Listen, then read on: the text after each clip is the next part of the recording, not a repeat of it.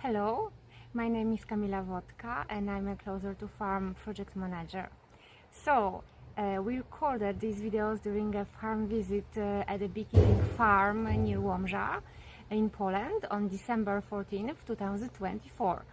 The facilitator of the session was my colleague Igor, and in total 30 people participated in the visit, and for the video we used the question bridge method with 12 participants, so we recorded in total 12 videos.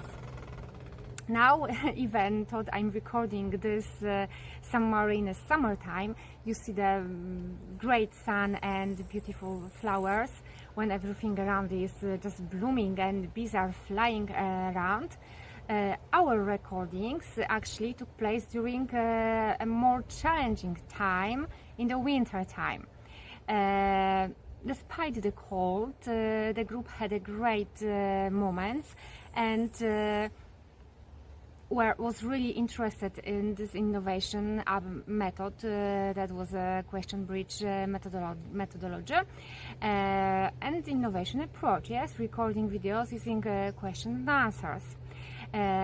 Among those answering the questions were young people, such as young farmers, students from agricultural school, as well as the beekeeper himself, and vet educators and other our project stakeholders. So we hope that the final material from this recording will be interesting to you and will inspire you to learn more about the Closer to Farm project. We warmly encourage you to explore it.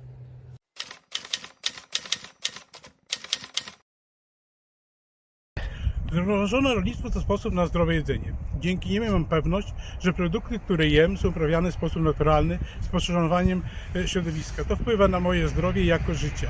A czym jest dla Ciebie zrównoważone rolnictwo?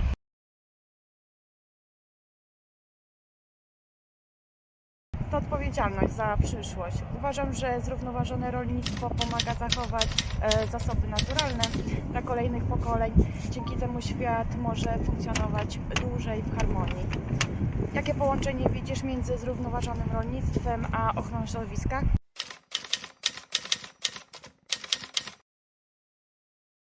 Jestem świadomy, że takie praktyki ograniczają emisję gazów cieplarnianych i degradację gleby. To daje mi poczucie, że codziennymi wyborami wspieram ochronę planety, a codzienne wybory to m.in. wybieranie produktów lokalnych, skracanie tym samym łańcucha dostaw, emisji gazów i tym podobnych. Czy Ty wspierasz lokalnych rolników i producentów żywności? Jeśli tak, to jak?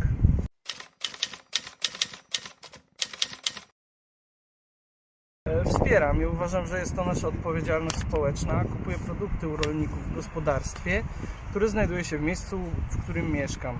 Uważam, że wspierając lokalnych producentów, którzy stosują zrównoważone metody, pomagamy budować uczciwą gospodarkę opartą na szacunku do pracy i ziemi. A co sądzisz o zrównoważonym rolnictwie w Twojej okolicy?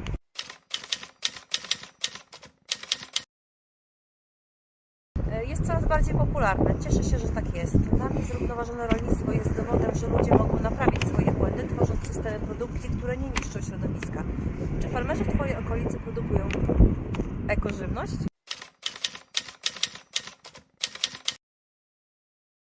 Tak, przynajmniej starają się, są bardziej świadomi. Istnieje wiele projektów wspierających rolników w uprawie ekożywności. Dzięki temu rolnicy, którzy stosują ekometody upraw, chronią nas przed wyjałowieniem gleby i niedoborem żywności w przyszłości. Jak widzisz zrównoważone rolnictwo w przyszłości?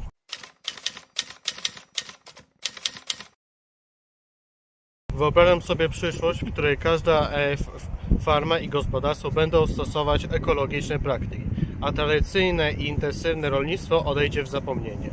Zrównoważone rolnictwo w przyszłości będzie promować różnomierne uprawy i ochronę naturalnych siedlisk, co zmniejszy ryzyko zmian klimatu i chorób roślin.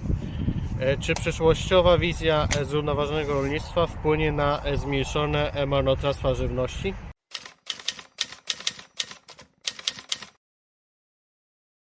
Tak, myślę, że tak. Systemy produkcji będą tak zautomatyzowane, by minimalizować straty żywności na każdym etapie, od pola po talerz konsumenta. Zobaczymy, jak to się rozwinie. A co myślisz na temat rozwoju miejskiego rolnictwa?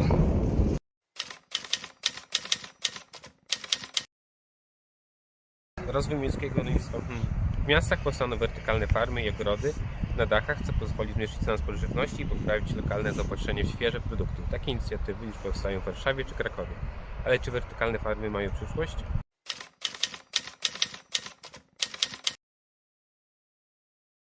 Tak, wertykalne farmy mają ogromny potencjał na przyszłość. Wertykalne farmy pozwalają na maksymalne wykorzystanie ograniczonej przestrzeni, zwłaszcza w miastach, gdzie grunt jest drogi i trudno dostępny.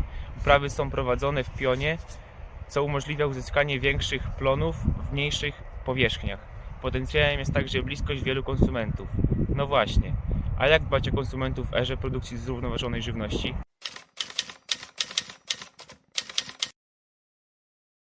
Właśnie, na przykład dzięki zakładaniu farm wertykalnych. Farmy wertykalne mogą być umieszczane w miastach, blisko miejsc, gdzie żyje większość ludzi.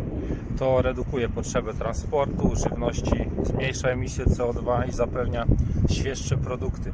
W erze produkcji zrównoważonej żywności dbanie o konsumentów oznacza dostarczenie im nie tylko zdrowych i świeżych produktów, ale także budowanie zaufania oraz edukowanie ich o korzyściach płynących z takich rozwiązań. Bardzo ważna jest także edukacja konsumentów i ich świadomość.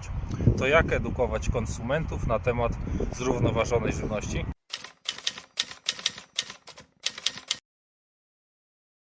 Jest kilka możliwości, na przykład transparentność produkcji.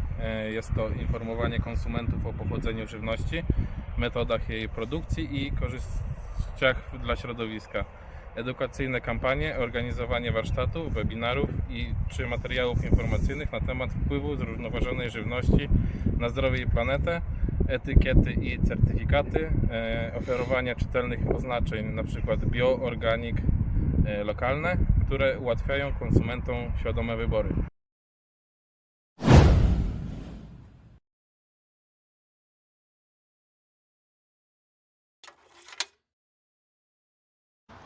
Have you ever wondered where your food really comes from? Hi, my name is Maria Pacea and I'm Project Manager at Center for Social Innovation in Cyprus and part of Closer to Farm project. This initiative brings together young people to discover life in a farm, learn about sustainable approaches and connect with nature. In March 2025, we had our farm visit in Riverland in Nicosia. Vasilis, the owner of the farm, welcomed us, 30 people, to participate in this visit. We began with a tour around the farm and Vasilis told us all the details, the story behind it. Different processes and products were discussed and participants had the opportunity to learn the different steps of taking care of farm animals through the year. After that, we had a workshop on how to make halloumi, a traditional cheese in Cyprus, and tried byproducts of its production. We continued with a second workshop on how to make eliotes, a Cypriot traditional bread with olives, and each participant baked their own. After that, participants had the time to ask their own questions about farm life regarding sustainable approaches, and at the end, 12 videos were recorded with them, giving their point of view in questions provided through the question bridge methodology from the rest participants.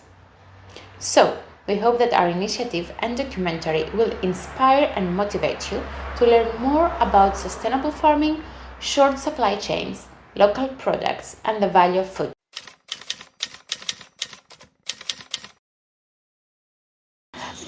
Ναι, συμφωνώ ότι ναι, όντως επηρεάζουν βασικά γενικά τη διατροφή μας, επειδή πιστεύω τον αγοράζουμε από έναν τοπικό αγρότη, γνωρίζουμε τις πρώτες ύλες, την μπαίνουμε μέσα στο τελικό προϊόν που θα αγοράσει ένας καταναλωτής.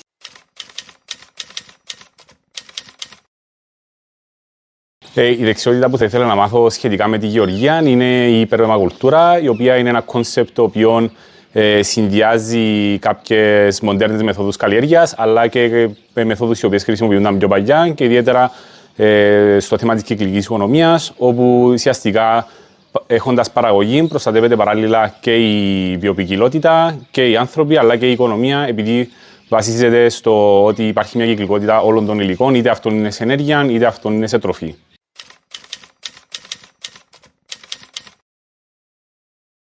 I got very excited when I found out that there is a special technology that farmers use to analyze the ground to understand what type of insects and what insects are in the area. I've never heard about it, so it was very exciting to find this information.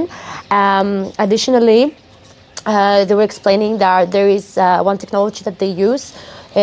Is one thing that they put in the stomach of the goats to see how much milk they produced and to check their health generally. And this, as they explain, helps identify the healthiest goats and how they will marry them after. So it was very interesting, and I think it was an experience that gave me a lot of knowledge and understanding about farming life in Cyprus.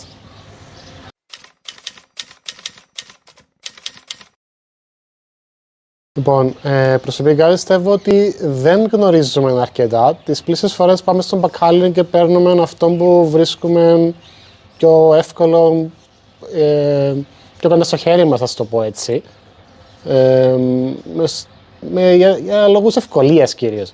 Είναι πολύ καλή εμπειρία να μάθουμε από πού έρχεται και για σκοπούς υγείας και για σκοπούς να υποστηρίζουμε και τις μικρές οικονομίες και τον αγρότη που είναι μπορεί και μερικές φορές γείτονάς μας.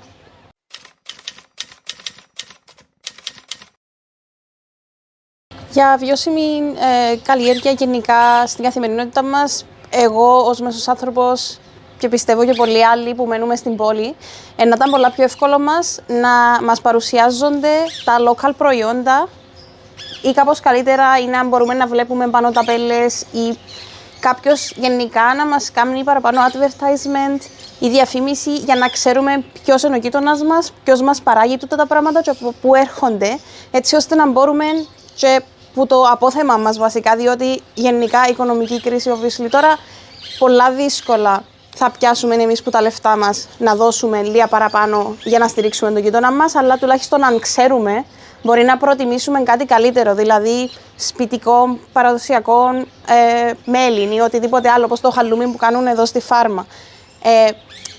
Πολλά πιο εύκολα είναι να το έκανα εγώ σαν άνθρωπος, εάν ήξερα ακριβώς από πού έρχεται το προϊόν.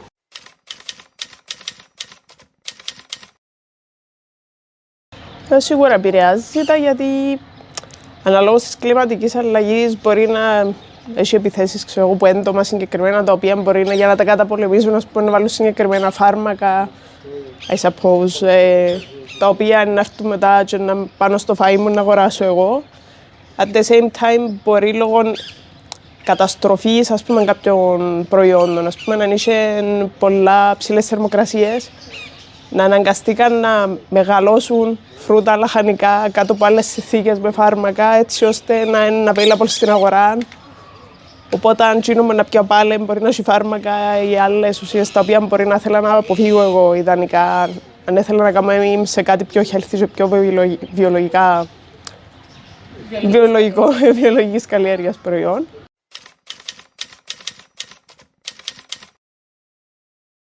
Actually, I think I have never heard something related to this field, but I know that the government, in collaboration with the EU, they are trying to have some funds for young farmers, and if they are new in the field, they can receive an amount of money and they can start a new business in agriculture. And I know that it's very difficult to get these funds.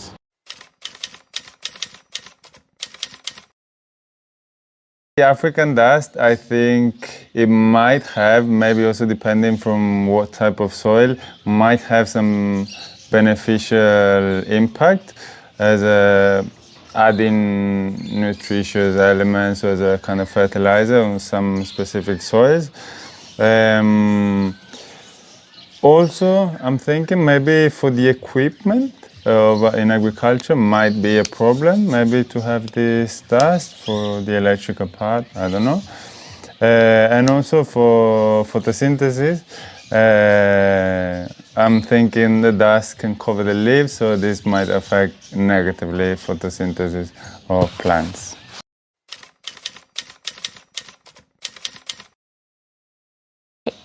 So, as a person with a farmer in my family, I can now tell that having my own products coming from my own garden, they taste way better.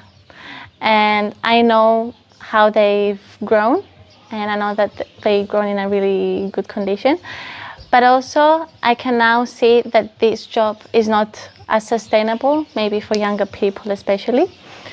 And also, I can now see that we need extra fundings from governmental parties or maybe from the European Union that can support better younger persons to start these initiatives.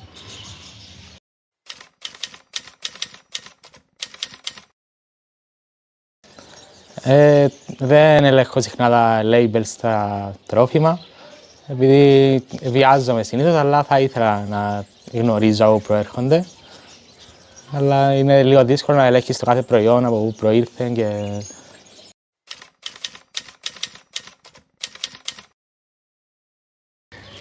Θα ήταν καλό να υπήρχε έτσι μια πρόθεση περισσότερο για ενημέρωση, κάποια training και κάποιες χορηγίες είτε από την Ευρωπαϊκή Ένωση είτε από το κράτος, για να μπορούν οι νέοι έτσι, ας το πούμε, να έχουν αυτό το κίνητρο να ασχοληθούν περισσότερο με τη γεωργία, να μπορούσαν π.χ. να το δουν σαν να είναι η κύρια τους ασχολία, να μπορεί να τους αποφέρει και τις απολαύες.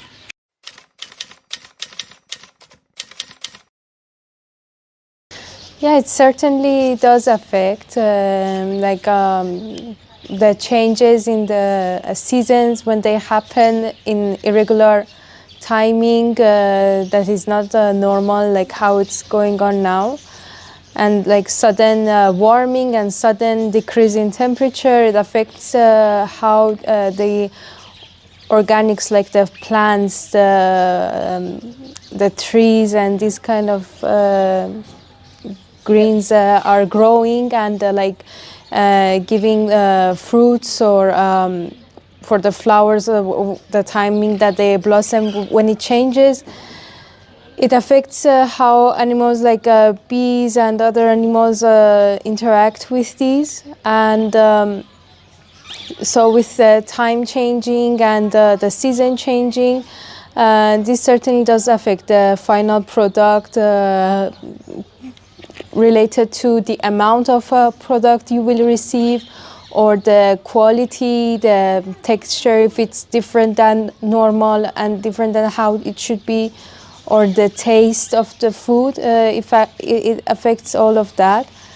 And the main thing that we can do is something to slow down this process and to have more control. But I mean, it's not an easy way to approach this. So I guess to create a controlled environment, like the greenhouses, to have like some controlled space for plants, but maybe in a larger scale. And this could be some sort of solution that can be developed into something that can help the farmers.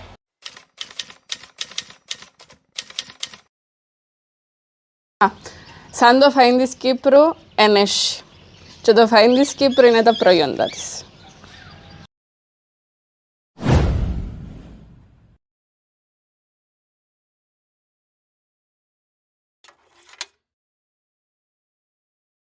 Hello, my name is Konstantina Kaplani and I'm the project manager of the Closer to Farm project on behalf of Resus Branch Company. I would like to guide you through the following videos that were recorded during 2 independent events that were held by our company, Resus. These events included one farm visit to an olive orchard, which is located in the suburbs of the city of Patras in Greece, and a multiplier event that took place at the European R&D department of Rezos Branch Company. The farm visit took place during March, while the multiplier event was conducted by our company during early July. We welcomed 20 participants at the farm and around 40 attendees at the multiplier event. Participants for the farm visit were selected through an open call, which were shared on our social media and local youth networks. The multiplier event gathered attendees through personal referrals and online outreach, and both events were designed to create space for meaningful dialogue and knowledge exchange. And we hope that we have managed to do so. During both events, participants shared their perspectives on sustainable agriculture and asked their own questions using the question bridge methodology, which is central to the Closer to Farm project. In total, 12 interviews were recorded, featuring individuals passionate about sustainable agriculture. Some of them were just beginning their journey into farming, and they were eager to gain practical insights and connect with rural practices. Others had different educational backgrounds, which included farmers, young professionals, and members also from our internal staff. Through these videos, we hope to inspire new ways of thinking and spark conversations that can shape the future of agriculture. We hope that both the participants, but also you, our viewers, discover fresh ideas, new tools which will be useful for you, and innovative methods related to sustainable agriculture, and we hope that you will manage to learn more about the goals about our project.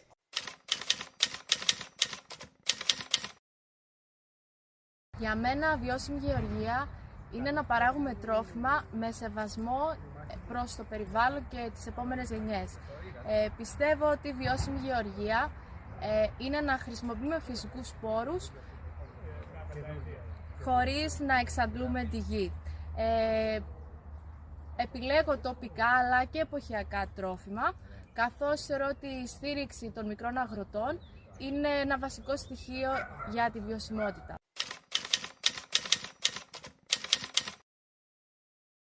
Μία από τις μεγαλύτερες προκλήσεις που αντιμετωπίζει η βιώσιμη γεωργία σήμερα είναι οι κλιματικές αλλαγές και τα ακραία καιρικά φαινόμενα.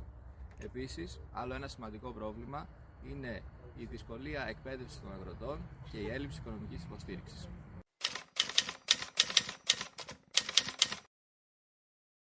Η τεχνολογία είναι απαραίτητη στη μετάβαση αυτή. Σίγουρα σκοπός μας είναι να αποφευχθεί η σπατάλη και η περιττή ρύπανση στο περιβάλλον.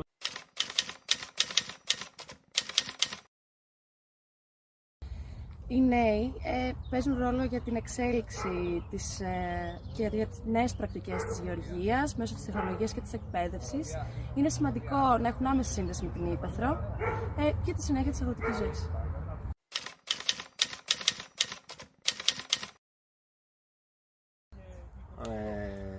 Μειώνει το θετικό αποτύπωμα από τις μεταφορές, εξασφαλίζει στην αγορά φρέσκα και τοπικά προϊόντα και βοηθάει την τοπική οικονομία.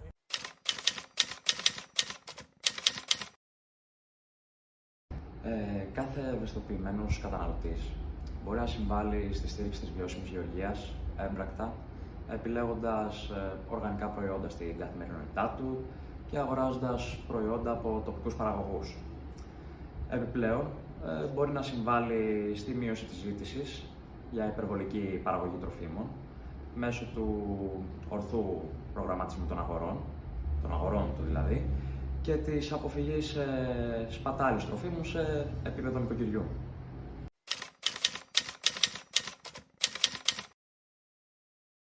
Η εκπαίδευση μπορεί να βοηθήσει στην κατανόηση των προκλήσεων που συνδέονται με τη συμβατική γεωργία και των πλεονεκτημάτων της βιώσιμης γεωργίας.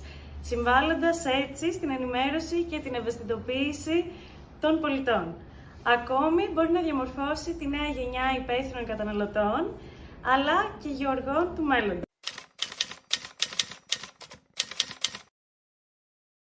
Στην περιοχή μου, η βιώσιμη γεωργία έχει αρχίσει να κερδίζει έδαφος τα τελευταία χρόνια, αν και η διάδοσή της παραμένει σε πρώιμο στάδιο. Παρατηρούνται οργανικές καλλιέργειες σε μικρές εκτάσεις που αφορούν σε μεγάλο βαθμό οικογενειακές εκμεταλλεύσεις. Οι αλλαγές που έχουν γίνει τα τελευταία χρόνια από τους αγρότες της περιοχής έχουν στόχο κυρίως τη μείωση της χρήσης των χημικών, ώστε τα προϊόντα τους να πληρούν τις προδιαγραφές της βιολογικής πιστοποίησης.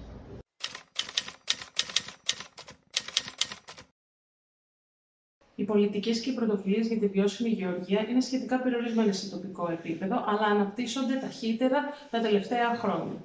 Οι δράσεις αυτές επικεντρώνονται σε εκπαιδευτικά και ερευνητικά προγράμματα με χρηματοδότηση από εθνικούς και ευρωπαϊκούς πόρους, αλλά και σε τοπικές συνεργασίες για τη σύνδεση παραγωγών και καταναλωτών.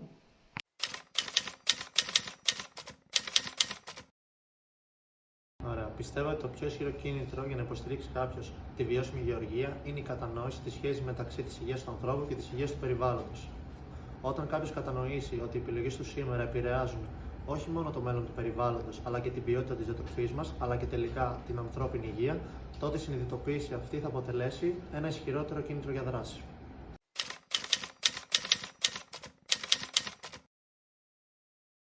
Η κυριότερη ανησυχία για το μέλλον της βιώσιμης γεωργίας είναι το υψηλό κόστος εφαρμογής των βιώσιμων πρακτικών, που συχνά δυσκολεύει τους παραγωγούς, ειδικά τους μικρούς, οι οποίοι δέχονται πιέσεις από τις μεγάλες εταιρείες που παράγουν φτηνά και μαζικά τρόφιμα. Έπειτα, πολλοί αγρότες, κυρίως μεγαλύτερης ηλικίας, δεν έχουν πρόσβαση στην κατάλληλη γνώση ή τεχνολογία για να εφαρμόσουν βιώσιμες μεθόδους.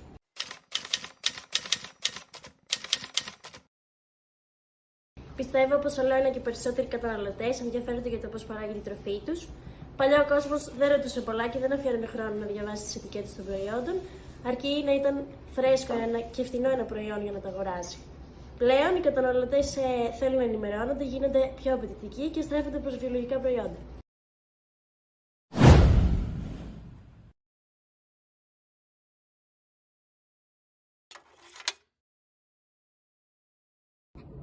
Hello, my name is Arianna. I work at Quality Culture and I am project manager of the Closer to Farm project. In January 2025, we visited a farm in Arbus, in Sardinia, along with 30 young people, and we had a wonderful day. During the event, we talked about goat farming and milk production processes. We explored the farm and met its animals. We also took part in 2 workshops, one on foraging wild herbs and another on fabric dyeing with natural colors. Now, let's hear the voices of those who participated.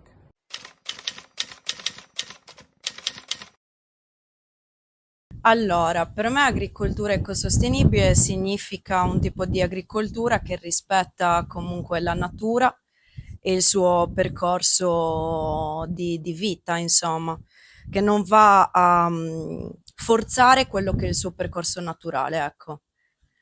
Come si applica la metodologia? Allora, premettendo che è difficile effettivamente andare a ritrovare situazioni anche dove acquistare degli alimenti per cui tu sai effettivamente che è ecosostenibile. Quindi quello che provo a fare nel mio piccolo è quello di individuare magari le piccole botteghine che vendono dei prodotti comunque coltivati proprio dai, insomma, i responsabili dei locali, e quindi che sai più o meno appunto dove vengono coltivate e in che modo vengono coltivate. Quello è il minimo barra massimo che posso fare nel mio piccolo.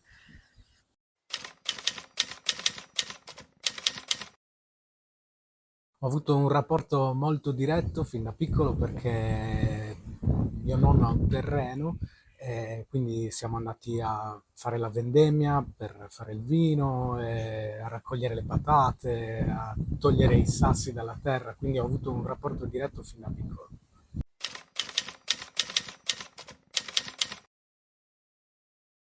L'unica tecnologia che mi sento di dire che utilizziamo in questa nostra azienda, che è abbastanza storica, è l'utilizzo comunque del passaparola, perché per noi è importante comunque rapportarci attraverso un rapporto umano, quindi l'utilizzo del passaparola per noi è la parte più importante, perché si creano dei dinamismi tra persone che in altre situazioni non si possono creare.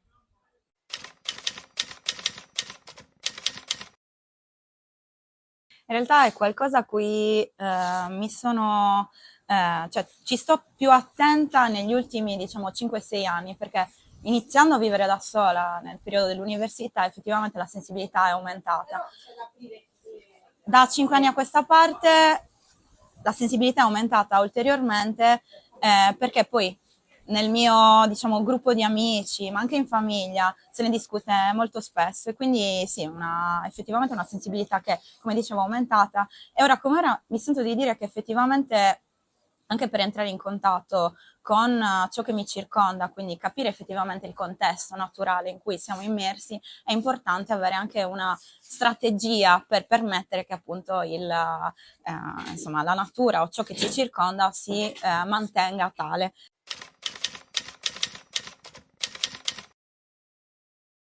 Allora, il mio rapporto, diciamo, è un po' è particolare, nel senso che mi dà una sorta di tocca sana, no? Tanto da voler andare in escursione, proprio fare trekking, ecco, magari anche camparci in vari posticini molto particolari e che da lontano non lo vedi, ma se sei lì vedi quelle zone, quei posti molto particolari. Io lo so per esperienza perché sono scout, ci ho dormito in queste zone qua, ci ho dormito e posso dire che cavolo è veramente bellissimo, assolutamente.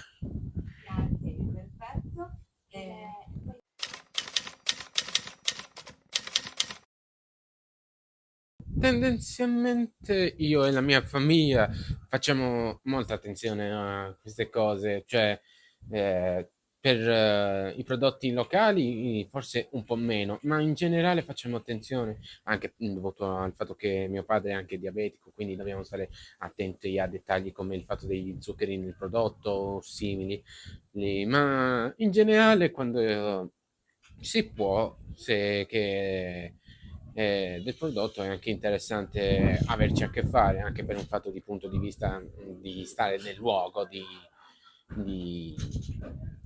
saper apprezzare il proprio territorio e i frutti che esso dà.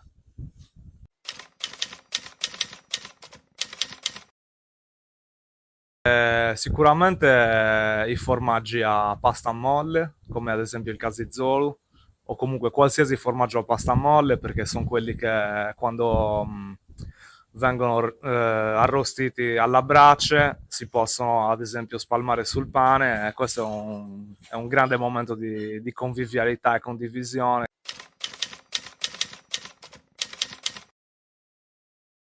Penso che un metodo per aiutare le imprese qui a espandere il loro business nel mercato estero potrebbe essere quello di portare le persone all'interno delle realtà di queste zone, farli esplorare magari come si vive all'interno delle campagne, farli comunque partecipare a dei corsi, insomma farli entrare dentro la cultura di queste persone.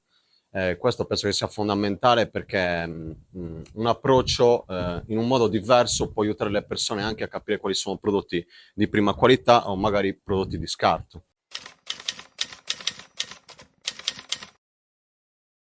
Sì, del passato recente, quando quest'estate mi sono cimentato per la prima volta nell'agricoltura, nel nostro terreno di famiglia, ho iniziato a sperimentare un po' di colture di ortaggi a livello amatoriale, però ne sto traendo grande soddisfazione e sto imparando moltissime cose sul mondo dell'agricoltura.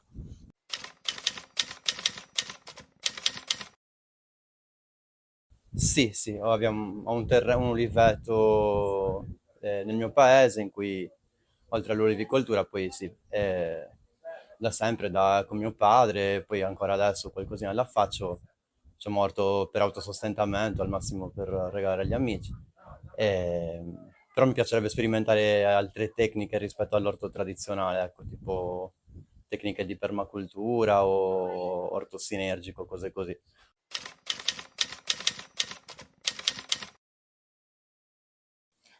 Sì, allora personalmente sì perché mio nonno aveva una vigna e quindi i miei genitori hanno questo appezzamento di terra dove hanno una vigna e anche degli ulivi, quindi personalmente non investirei, diciamo, economicamente e a livello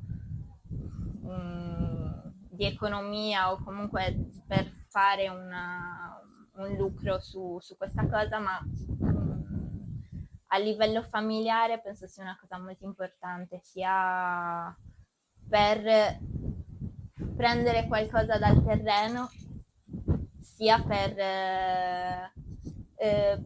dare quell'affetto che comunque ho ricevuto dalla terra e farlo ritrovare a tavola.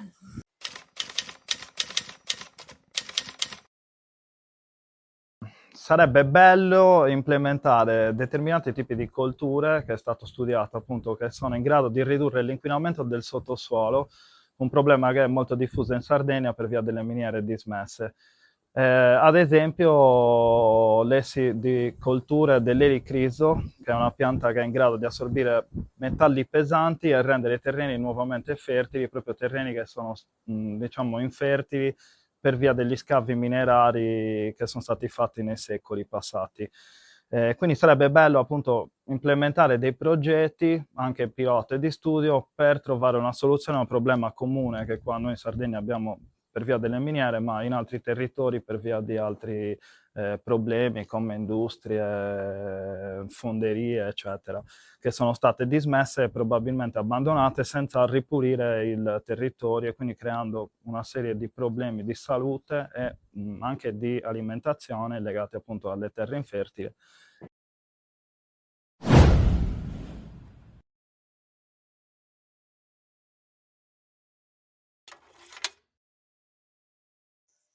Hello everyone, my name is Martin Macaron and I am director at Institute for Professional Development of Youth in Zagreb, Croatia.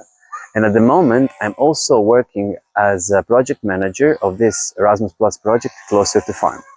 In this video I would like to briefly get you to the recorded videos in our during our farm visit in Croatia. In March 2025, we organized as a Tandem Plus network a farm visit to a village named Gašinci in eastern part of Croatia, near the town Satnica Đakovačka in Osječko-baranjska county. 23 people participated in this farm visit and they were introduced to this event through our awareness campaign on social media, so on Facebook, Instagram and on our website. Most of those participants never actually visited a real farm or tried themselves in farming, so this was a first-hand experience for them. During our farm visit, the farm owner, Benjamin Knezicic, he was our guide to the farm and he introduced us in different aspects of pumpkin and strawberry farming. So the participants managed to get the full experience.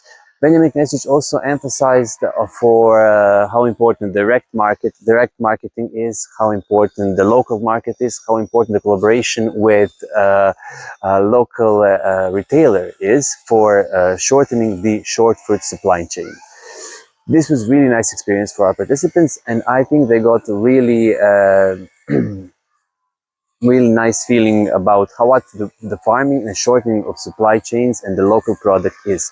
Some of them even in the end of the farm visit said that they will try by themselves to grow, to cultivate their own vegetables, their own tomatoes like this one, their own strawberries, their own pumpkins, to have the local products on their tables.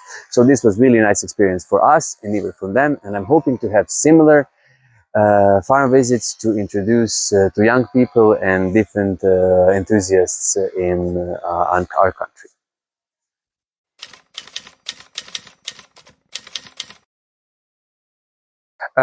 Evo, ja sam Benjamin Knezičić. Evo, naša održiva poljoprivreda se radi na tom aspektu da radimo jedan dio ratarstva, jedan dio voćarstva i nešto povrća. Evo, to nam je nova grana poljoprivrede, tako da smo evo novi u tom, ali radimo, trudimo se, evo koliko možemo, idemo na razne edukacije i učimo polako.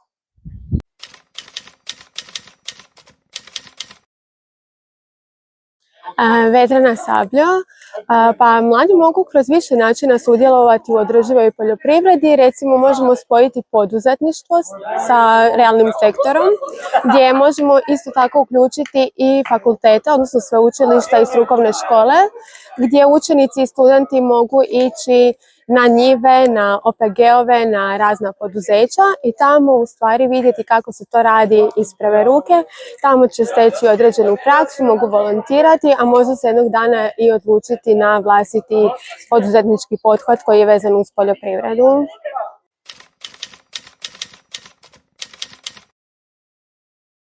Jedan od najvećih problema današnjice za sve poljoprivrednike diljem svijeta, tako i Hrvatske, su prisutne klimatske promjene koje su svakom godinom novom sve jače i jače,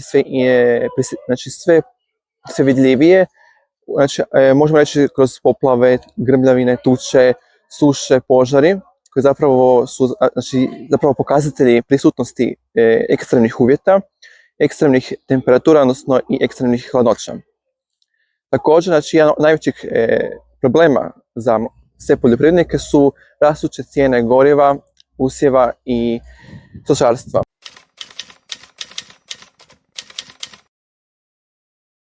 Lana Marčinko, nisam razmišljala o tome, iako bi to bilo lijepo, zato što za to treba puno znanja, vremena i posvećenosti, a ja trenutno živim u gradu, tako da možda nekad u budućnosti.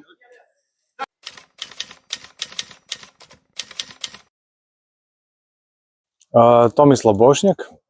Digitalna tehnologija može pomoći u održivoj poljoprivredi, pa više manje zapravo ono što mi prvo pada na pamet je kroz nekakve digitalne alate.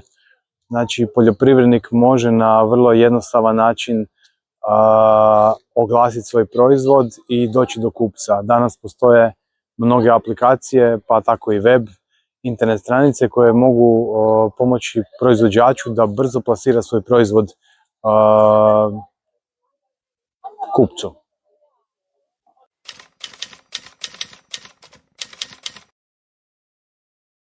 Evo, hvala na pitanju. Moje ime je Ivana Pašalić, profesorica ekonomskih predmeta iz privatne škole Futura. Pa evo ovako, ono što mi na primjer u školi radimo je i ono što primjećujem u radu s djecom i učenicima, da većinu vremena provodimo u učionici i da sve nekako koncipirano kroz tu teoriju. Tako da ovaj dio kako bi se povezali s prirodom, u biti sama ova terenska nastava na koju smo mi došli već nam je onako jedan veliki plus za naše učenike iz tih urbanih sredina. Doći u ovako neke ruralne krajeve, njima je to definitivno doživljaj. Ono što bi mi kao škole mogli i možda bi trebali na tome poraditi je da više bude te terenske nastave u prirodi, možda po mogućnosti sadnja određenih i autohtonih i vrsta, gdje bi učenici nas onako u praksi kroz neki vlastiti doživljaj osjetili kako je to biti dio prirode, dio poljoprivrede i onda kasnije možda kroz nekakve izlete vidjeti rezultate tih njihovog rada. Tako da evo, to je nešto što bi kao profesorica voljela da zaživi kod nas, jer u radu s djecom ima na primjer predmet društveno odgovorno poslovanje, sve se temelji na teoriji i na učionici i u više navrata sam pokušala kroz nekakve inicijative pokrenuti možda da djeca pokušaju nešto svoje negdje zasaditi, da imamo nekakav prostor gdje bi oni nešto uzgajali, nečim se bavili, ali evo nismo još dobili nekakvih povratnih pozitivnih informacija u vezi toga i nema nekih još rezultata, ali mislim da vrijedi se potruditi, pogotovo kad sad vidimo njihove tu načina koji doživljavaju ovu terensku nastavu, tako da mislim da je ovo nešto što bi u budućnosti trebalo po meni zaživjeti i više se posvetiti prirodi, poljoprivredi, jer na kraju krajeva i mislim da učenici trebaju izaći iz svojih prostora, zatvorenih prostora, ovako nešto ovako osvježavajuće i super, dobro, pozitivno. To je moje mišljenje. Super.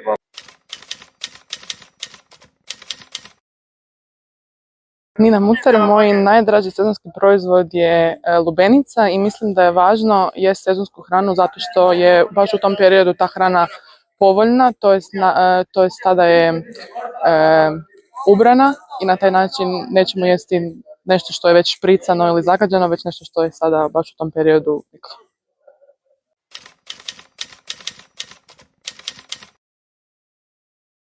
Ja sam Benjamin Benčec, rekao bi da je lokalna hrana važna zato što je zdravija i kvalitetnija nego da, na primjer, nabavljamo hranu iz nekih azijskih ili južnoameričkih zemlja, te isto tako potiče domaće proizvođače i ekonomiju i održivi razvoj poboljšava.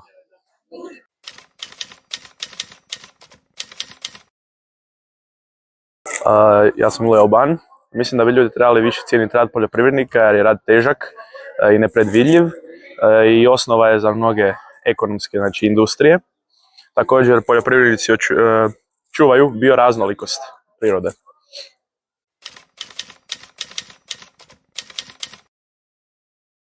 Dobar dan, ja sam Nikola Marković. Mislim da bi svijet bio puno manje razvijen i da bi bilo puno manje tradicionalnih sustava, zato jer industrijske farme koje su velike proizvode nekvalitetnu hranu i samim time ne bi bilo toliko kvalitetne hrane koja je na domaći način uzgojena i ne bi se poticala toliko lokalna ekonomija i tradicija.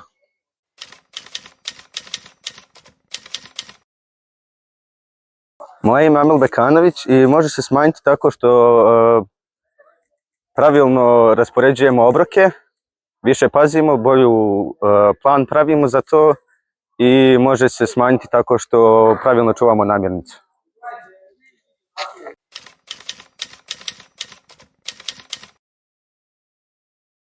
David Pavić i znači poručio bi, dakle, naš način života konkretno utječe na našu budućnost i na okoliš i sve, i održivi način života znači odgovorno korištenje resursa, određenih materijala i svega, znači trebali bi paziti i kontrolirati naše korištenje i zagađivanje okoliša kako bi budućnost bila bolja.